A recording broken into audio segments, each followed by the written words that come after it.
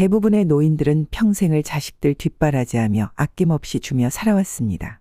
오늘날 대한민국의 평균 수명은 83.5세입니다. 70세 이후에도 약 13년, 길게는 20년 이상을 더 살아가야 합니다. 이 긴 시간을 안정적으로 보내기 위해서 이제는 우리의 삶을 위해 조금은 인색해져야 할 때입니다. 우리는 오랫동안 나눔과 배려가 인생에서 가장 중요한 미덕이라고 배워왔습니다. 부모는 자식을 위해 희생해야 한다. 이웃을 위해 봉사해야 한다. 나누는 삶이 아름답다. 그렇게 우리는 베풀물 삶의 중심 가치로 여기며 살았습니다. 하지만 이제는 불편한 진실을 말씀드려야겠습니다. 모든 상황에서의 베풀미 반드시 옳은 것은 아닙니다. 특히 70세가 넘어선 지금 잘못된 베풀문 당신의 남은 인생을 위험에 빠뜨릴 수 있습니다. 얼마 전 80세의 한 어르신이 저에게 눈물을 흘리며 이런 말씀을 하셨습니다. 내가 번 돈 모두 자식들 대학 보내고 결혼시키고 집 사는데 보태주다 보니 이제 와서 보니 내 노후가 너무 불안해. 큰 병 한 번 걸리면 감당할 수가 없어. 그래도 자식들이 찾아오면 또 주고 싶은 게 부모 마음이야. 이런 마음 우리 모두 공감하실 겁니다. 하지만 이제는 달라져야 합니다. 70세 이후의 삶에서는 현명한 인색함이 필요합니다. 더 이상 자식도 이웃도 그 누구도 당신의 노후를 책임져 주지 않습니다. 잘못된 베풀문 돌이킬 수 없는 상처가 되어 당신에게 돌아올 수 있습니다. 특히 앞으로 다가올 10년, 20년을 생각하면 지금 이 순간부터 자신을 위한 냉철한 판단이 필요합니다. 예상치 못한 큰 병원비, 생각지도 못한 긴급 지출, 예상보다 길어질 수 있는 노후, 이 모든 것을 대비하기 위해서는 70세 이후에는 절대로 베풀어서는 안 되는 것들이 있습니다. 오늘은 수많은 어르신들의 후회와 경험 그리고 노년을 연구한 전문가들의 조언을 바탕으로 당신의 노후를 위협할 수 있는 위험한 베풀매 유형과 이를 막는 방법에 대해 구체적으로 말씀드리겠습니다. 끝까지 시청하시면 지혜로운 삶의 보탬이 되는 깊은 영감을 얻으실 겁니다. 특히 세 번째 파트는 뜻깊은 영감을 받으실 수 있습니다. 꼭 시청하시길 추천드리고 구독과 좋아요, 알림 설정을 한 번씩 눌러주세요. 70대 이후에 절대 베풀면 안 되는 것은 첫째, 자존심입니다. 노년의 자존심은 단순한 고집이 아닌 존엄성을 지키는 마지막 방패입니다. 한국노인복지관 상담실의 통계를 보면 자존심을 지키지 못하고 주변의 무리한 요구를 계속 들어주는 노인의 80%가 우울증을 겪는다고 합니다. 최근 서울의 한 노인복지관에서 만난 75세 김현철 어르신의 사례가 대표적입니다. 자녀들의 끊임없는 요구에 자존심을 접어두고 순응하다가 결국 깊은 우울증에 빠졌다고 합니다. 처음에는 작은 부탁이었어요. 손주 돌봐달라, 돈 좀 빌려달라, 하나둘 들어주다 보니 이제는 제가 하인이 된 것 같아요. 라며 말씀하십니다. 노인심리학자 박정민 교수는 노인의 자존심은 정신건강과 직결된다고 강조합니다. 특히 은퇴 후에는 사회적 역할이 줄어들면서 자존심을 지키는 것이 더욱 중요해진다고 말합니다. 미국의 노인연구소 자료에 따르면 자존심을 잘 지키는 노인이 그렇지 않은 노인보다 평균 수명이 5년 더 길다고 합니다. 둘째, 나를 깎아내리는 사람에게 친절입니다. 70세 이상 노인 중 42%가 가족이나 지인들로부터 무시나 비하를 경험한다는 충격적인 통계가 있습니다. 특히 문제가 되는 것은 이런 사람들에게 계속 친절을 베풀면서 관계가 더 나빠지는 악순환입니다. 대구의 한 노인 상담소에서 일하는 이미경 상담사는 자신을 무시하는 사람에게 계속 친절을 베푸는 것은 자기학대의 한 형태라고 지적합니다. 무시하는 사람에게 친절을 베풀수록 그들은 더욱 당연하게 여기고 결국 노인의 자존감은 바닥까지 떨어지게 됩니다. 셋째, 무리한 부탁입니다. 금융감독원의 조사에 따르면 70세 이상 노인의 23%가 자녀나 지인의 무리한 금전적 부탁으로 경제적 어려움을 겪고 있다고 합니다. 이번만 도와주면 꼭 갚을게요. 보증만 서주세요라는 말에 속아 전 재산을 잃는 경우가 많습니다. 노인법률상담센터의 정태호 변호사는 특히 보증인 요청은 절대 들어주면 안 된다고 강조합니다. 실제로 노인이 보증을 섰다가 전 재산을 잃은 사례가 최근 5년간 3배 증가했다고 합니다. 어떤 부탁이든 반드시 하루 이상 고민하는 시간을 가지고 전문가와 상담을 거친 후 결정하는 것이 좋습니다. 넷째, 반복적 피해를 준 사람에게 베풀미입니다. 국민은행 노년층 금융피해 보고서에 따르면 한 번 금전적 피해를 준 사람에게 다시 한 번 기회를 주었다가 2차 피해를 입는 비율이 무려 89%에 달한다고 합니다. 대전의 한 노인복지관에서 만난 78세 박영수 씨는 이렇게 말합니다. 아들이 사업 실패로 빚을 지게 되자 처음에는 도와줬어요. 그런데 그 뒤로 3번이나 더 사업 실패를 했고 결국 제 노후 자금까지 모두 날렸습니다. 반복되는 실수를 용서하는 것이 미덕이라 생각했지만 결국 자신의 노후까지 위험해진 것입니다. 5째, 시간입니다. 서울대 노년학 연구소의 조사에 따르면 70세 이후에는 하루 중 최소 1시간을 자신의 건강관리에 투자해야 하지만 실제로는 80%의 노인이 가족들의 요구로 이 시간을 빼앗기고 있다고 합니다. 시간은 돈보다 더 소중한 자원입니다. 특히 노년기의 시간은 건강과 직결됩니다. 매일 아침 운동, 정기적인 검진, 친구들과의 만남, 취미생활 이런 시간들을 가족들의 요구로 희생하면 결국 건강을 잃게 됩니다. 6째, 노력의 가치를 모르는 사람에게 베풀미입니다. 최근 한 연구에서는 노인의 도움을 당연시하는 자녀를 둔 노인의 우울증 발병률이 일반 노인보다 2.3배 높다는 충격적인 결과가 나왔습니다. 베풀어도 감사할 줄 모르는 사람, 당신의 희생을 당연하게 여기는 사람에게는 더 이상의 베풀미 독이 됩니다. 이들은 결코 당신의 노력을 인정하지 않을 것이며 오히려 더 많은 것을 요구하게 될 것입니다. 7번째, 무조건적으로 의지하는 사람에게 도움입니다. 노인상담센터의 통계를 보면 성인 자녀의 과도한 의존도가 노인 스트레스의 주요 원인으로 꼽힙니다. 특히 경제적, 정서적으로 과도하게 의존하는 자녀를 둔 노인의 평균 수명이 그렇지 않은 노인보다 7년가량 짧다는 연구 결과도 있습니다. 부모 마음이 자식을 도와주고 싶은 것은 당연합니다. 하지만 무조건적인 도움은 오히려 자녀의 자립심을 해치고 당신의 노후를 위험하게 만듭니다.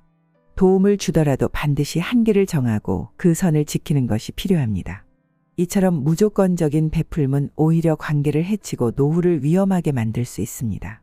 현명한 노년은 적절한 경계를 설정하는 것에서 시작됩니다. 8번째, 적대적인 사람에게 베풀미입니다.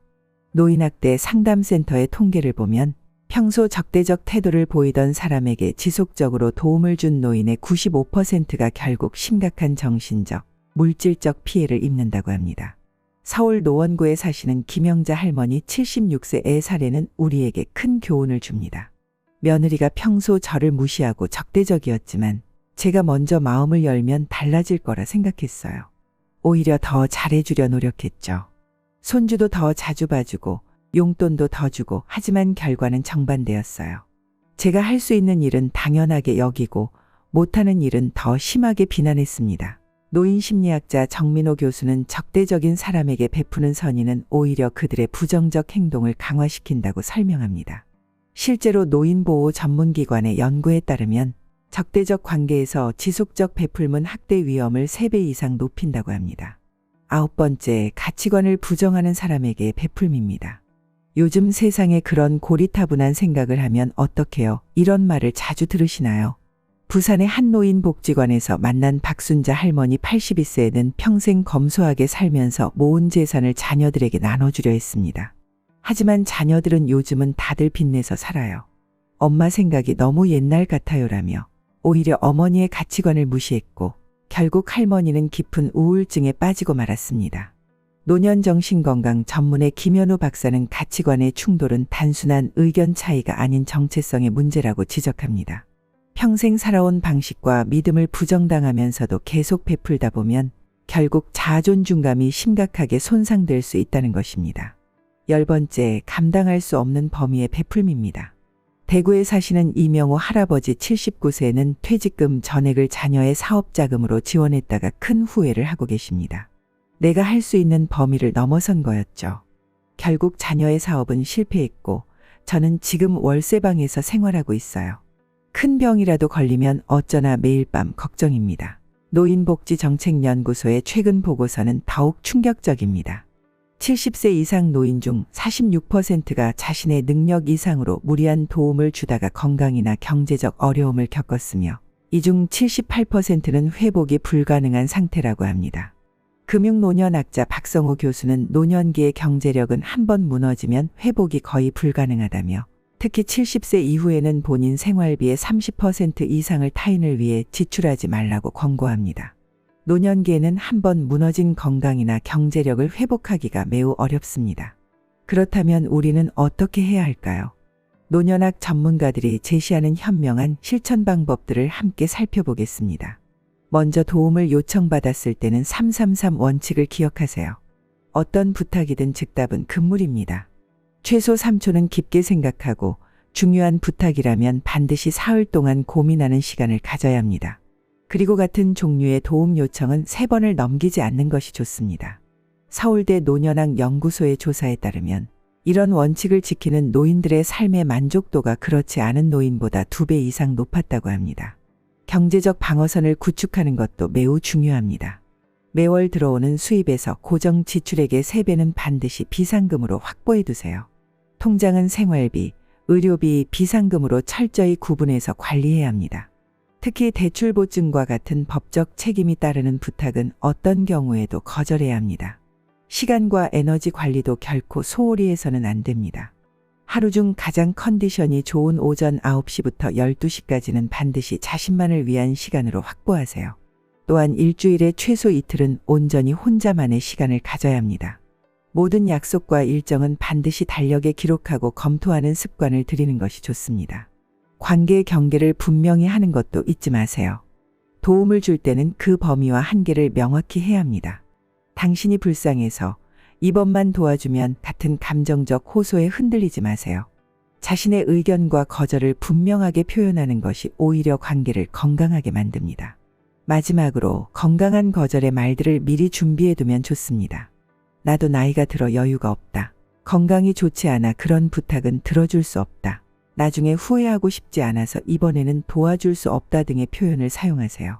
이런 거절이 때로는 서운할 수 있지만 이것이 결국 나와 가족 모두를 위한 현명한 선택이 될 것입니다.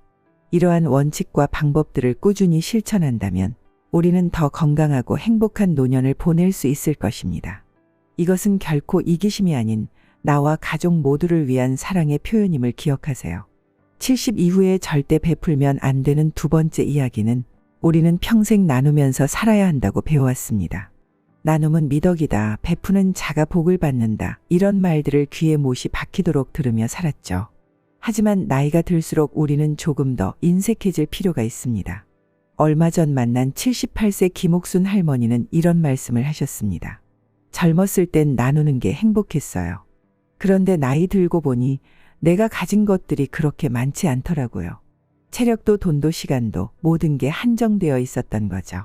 실제로 통계를 보면 70세 이상 노인의 평균 의료비는 매년 20% 이상 증가하고 있습니다.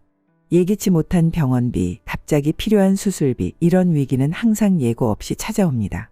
미국의 노년학자 로버트 버틀러는 노년기의 인색함은 이기심이 아니라 생존을 위한 현명한 선택이라고 말했습니다. 자신을 지키기 위한 최소한의 방어선이라는 뜻이죠. 이제는 달라져야 합니다. 나누는 삶도 중요하지만 70세 이후에는 나 자신을 위한 자원과 에너지를 지키는 것이 더 중요합니다. 이것은 이기심이 아닌 우리 모두를 위한 현명한 선택입니다. 절제되지 않은 사랑은 독이 된다는 독일의 철학자 니체의 말처럼 나이가 들수록 우리는 베풀매에 신중해져야 합니다.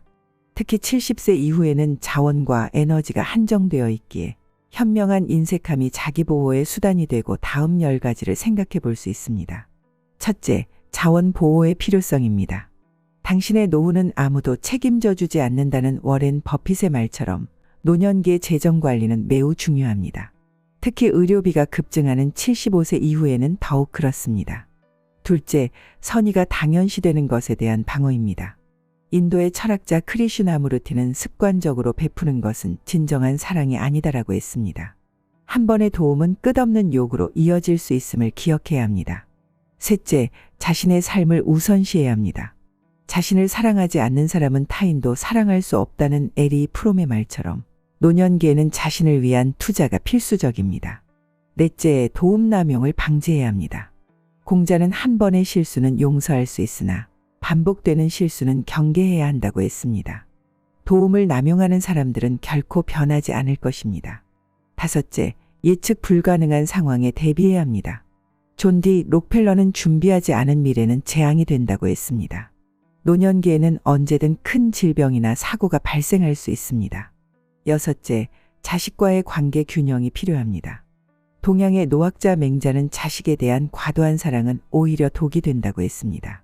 적절한 거리를 유지하는 것이 건강한 관계의 비결입니다. 일곱째, 에너지를 보존해야 합니다. 체력은 국력이다라는 말처럼 노년의 에너지 관리는 생존의 문제입니다. 한번 소진된 체력은 회복이 매우 어렵습니다. 여덟 번째, 소중한 관계에 집중해야 합니다. 아리스토텔레스는 진정한 우정은 질적인 것이지 양적인 것이 아니다라고 했습니다. 모든 관계를 유지하려 하기보다는 중요한 관계에 집중해야 합니다. 아홉 번째, 타인의 독립심을 육성해야 합니다. 인도의 시성 탁오르는 새는 날개를 쓰도록 도와줘야지 날개를 대신해주면 안 된다고 했습니다. 과도한 도움은 오히려 자립심을 해칩니다.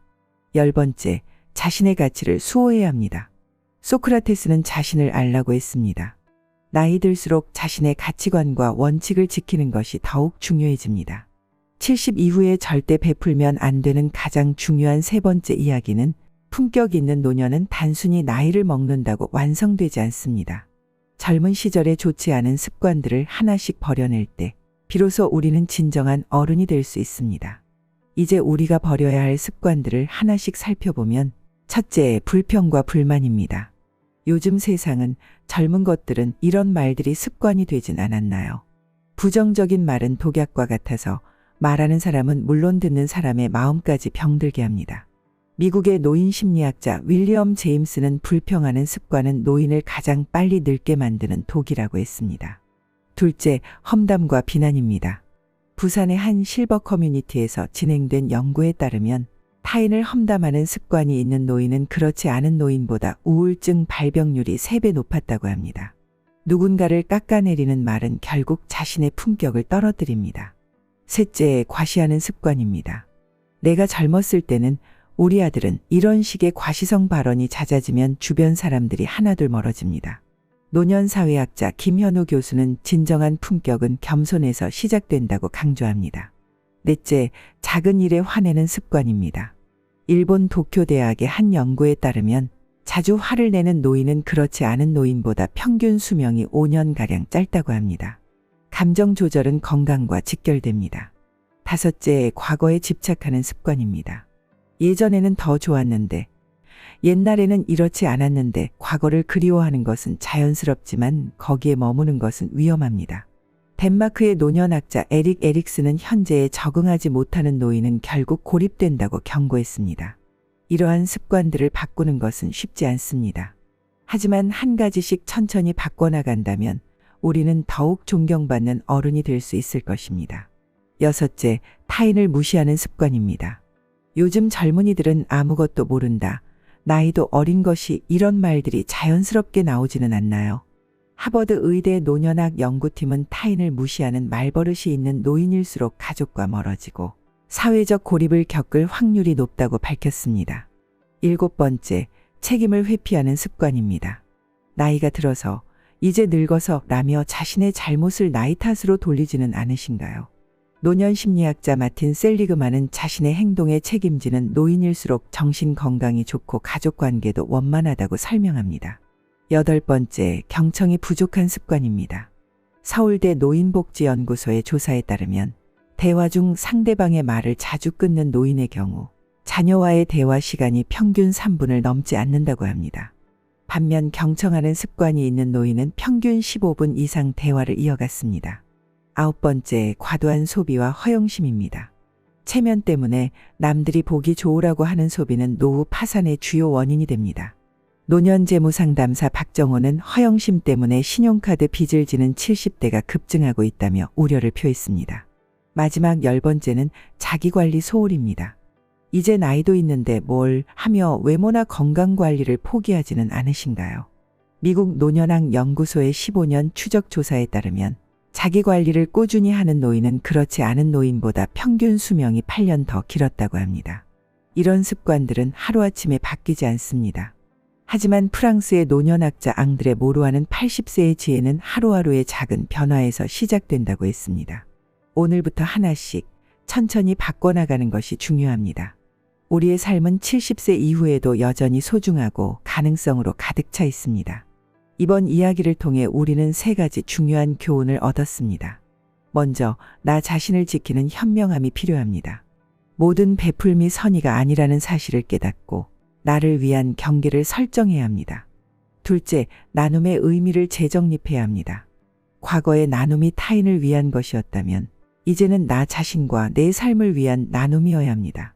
셋째, 낡은 습관을 버리고 품격 있는 노년을 만들어야 합니다.